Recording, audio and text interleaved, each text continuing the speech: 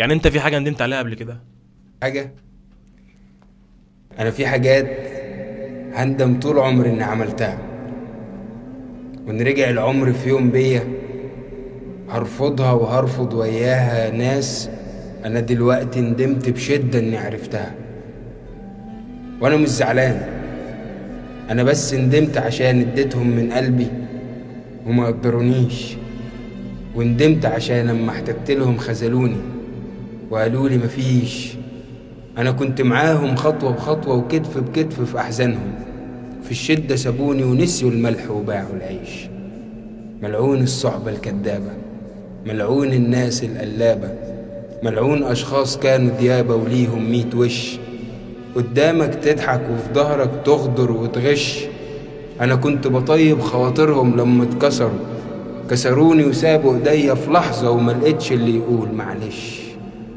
ملعون الناس الكدابة، فكرنا وجودهم شط نجاة وأتاري وجودهم كان غلطة.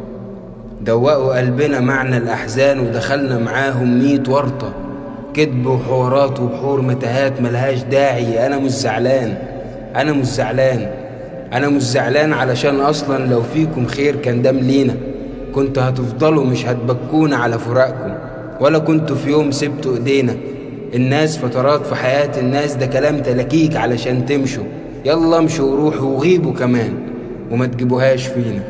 والناس تتعوض على فكرة، ومسيرنا نقابل ناس بيحبونا. فبلاش تعملوا نفسكوا انكوا اخر قطعة وتقولوا اذينا وانتم اصلا اذيتونا. ربنا بيعوض والله، ربنا بيعوض والله. وان كان على الوجع اللي سكننا فده بس عشان حبينا بجد، وعشان ما عملناش الف حساب ان احنا اللي عملناه يتهد. كنا لكم زي كتاب مفتوح وفتحنا الابواب لاخرها، حطيتوا ما بيننا وبينكم 2000 سور وبنيتوا مسد. عادي، بكرة الايام هتوريكم الفرق ما بيننا وبين غيرنا.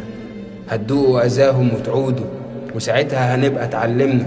هتقولوا اسفين وهنرفض 1000 اسف منكم. دي جزات اللي يسيب حد شريه ويروح ويدور على غيرنا.